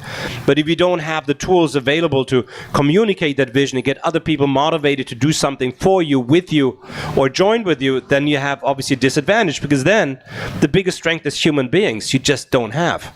And one closing point, I don't know if you have tried it yet, but if you say of developing this empathy and asking, and why is that other person reacting this way? Next time, I know you also have a very fiery wife, something we have in common, and you have an argument, you just ask something random like, how was your day, my love? And you get 20 angry messages back. Take some screenshots and upload it into ChatGPT and ask ChatGPT, you're a psychotherapist, please give me an explanation of where this conversation went wrong and what might have been the triggers and how this could have been avoided. It is absolutely magic. It comes in and says, well, she comes off as slightly aggressive. It might have something to do with her early childhood carriers that were taking care of her. And they say, well, your response, just kind of diminishing her position and being sarcastic is obviously not helping her because it makes her feel less independent. I'm like, Jesus Christ. I'm like, you're scaring me. You took all of this from a bunch of WhatsApp screenshots?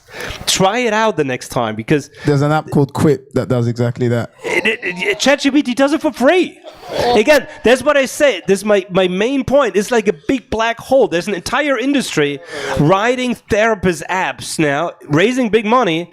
And I was just like, I wonder what ChatGPT will say. It gives you the same response now. Last week, ChatGPT beat, official doctors in diagnosing disease, so 90%, you saw that.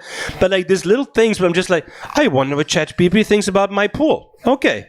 Pool guy knowledge gone, And therapists, I don't have how much would a therapist charge me, back in New York just to read my fucking WhatsApp message, figure out why my wife is yelling at me, down to childhood traumas would be a very expensive question to ask. Again, industry, black hole, diminish, never ask them again. Yesterday I got my blood test back. I said, look at the online available data of Peter Attia and give me a fully, report on my blood work based on, biohacking standards by this certain American doctor. Boom. Black hole, one thing after another, one industry after another. You said there's apps for it, it's gone. So it's really putting my whole point in summarization at the very end. It's a black hole.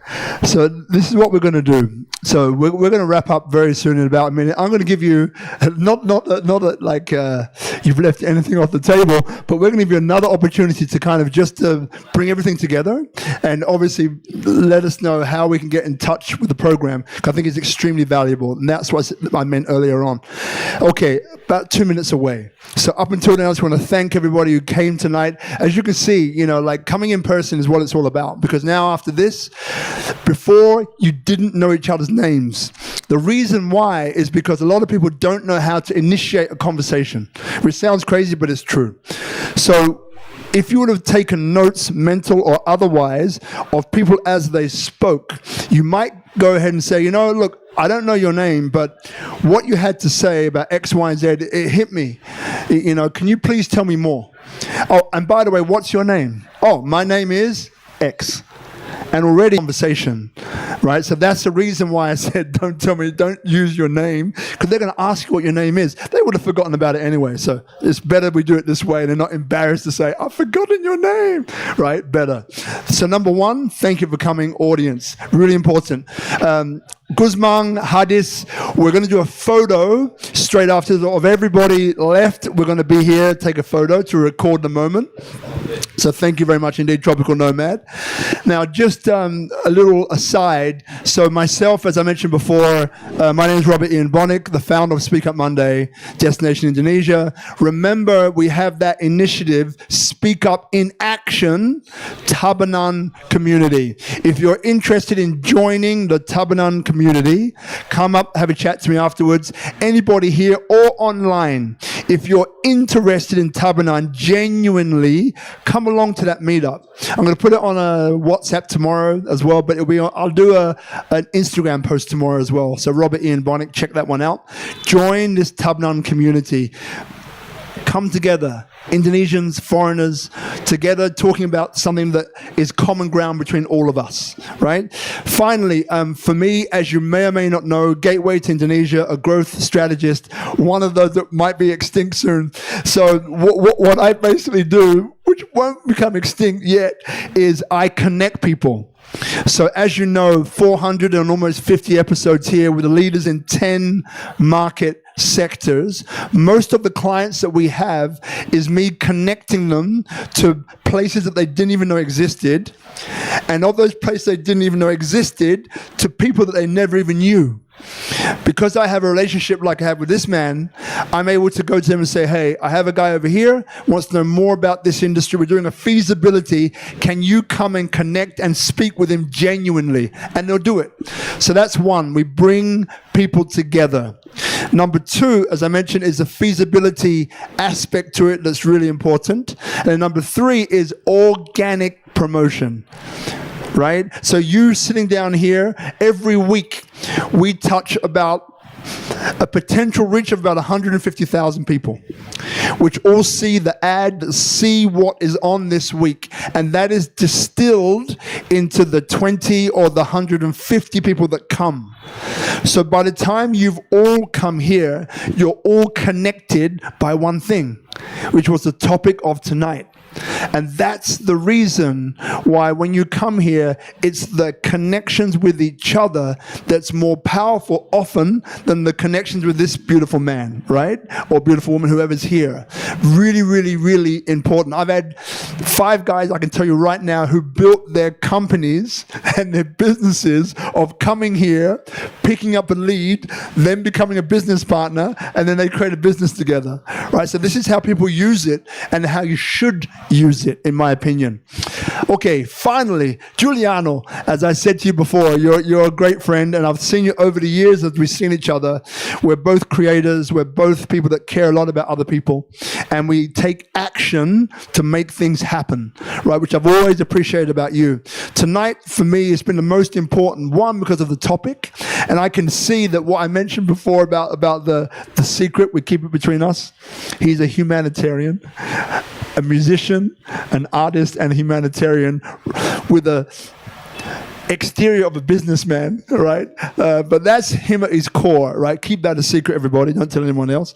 But I see that more than ever in this academy. And that's what I meant earlier when I said I just got a little insight into how powerful that or this academy can be.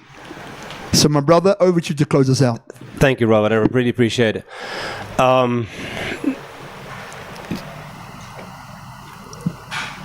I really do believe fundamentally. I don't want to sound too serious. I know all of us that are here that know me know. I also know to have fun, but I really think that we're looking at an age of massive disruption. And I think it is time for us as humanity overall to step up intellectually, to pick up a fight for our own right of existence on this planet, to just stop just fucking around. I mean, I've been an environmentalist for the last 20 years. We have kind of fucked up this planet. It's my core belief that anybody who is doing like a net profitability calculation of this planet overall sees no reason for the existent humans on this planet. I think we're absolutely net negative to this planet. So my core belief is that if really somebody looks at the data, we're like a cancer cell. Right? If somebody looks at the data of human beings in the last 200 years of this planet, it needs to come to the conclusion that we are a cancer cell that really should be exterminated. That's my core belief. Not everybody has to share that. But I also do believe that we have a chance. I also think that this is an amazing time for entrepreneurship. I think that the way you can build businesses right now with so little money, having this incredible tools available to you, for $20 a month from anywhere in the world, is an incredibly empowering opportunity that's never happened before in human history. So finding that balance of not being scared, which I understand because this is our livelihood, right? This is our future. This is like our one chance that we have. At the same time, maybe I can contribute something because I've been through a lot of failures. I've built a lot of things that didn't work. I've taken a lot of risk that didn't pay off. I have done many things that didn't end like a Hollywood movie. So I know that the big stories don't always end great. But in every massive failure, there can be many small wins. And overall, as you get older, like I'm almost 50 now, those small wins accumulate to the person that you are. And I still think that as human beings, if we learn how to do that, if we learn how to deal with failure, if we're much more creative, if we're using our power, our connections together to build amazing things, I think we can look at a future that will have incredible answers. We can solve the problem of how we have rice for everybody to eat. We can solve the problem of how everybody can live in dignity on the planet with the added resources and efficiencies that AI can create. But it's going to be on us to figure this thing out. I feel very uncomfortable of leaving the future of this planet to people who are even more narcissistic and egomaniac than me. It makes me nervous, to be quite honest. And I think we have to step up as a community. And so my only call is for everybody out there that wants to build this business, who wants to make a difference, who's even just thinking about, who's understanding the gravity of what we are looking at in the next coming years, is join us here at Thrive Hotel. You can work from there, whatever. We have coffee for you. Let's build some business together. Let's share our experience. Let's share our failures. Let's see if somebody comes up. I still see this opportunity. We have done it in consulting. We are making multiple million euros this year with AI, right? It's not all gloom and doom. The most profitable business I've made in my life is based on AI. So it can be done. But we have to be so fast. So we can be the place that if you have a great idea and says, listen, I need to scale with 20 people to bring this out to market tomorrow, this is what I'm good at. If you need 20 people tomorrow to bring a great product to market and need capital, and you need speed, you need pragmatism to build something amazing, I think we can help with this. And this is my message out there. So come join us. I think we're all going to be much better, much stronger together. And thank you for letting me share my thoughts and my mission. And we'll still party in the future, my friend. My brother. Round of applause, Julien in Bali, everybody.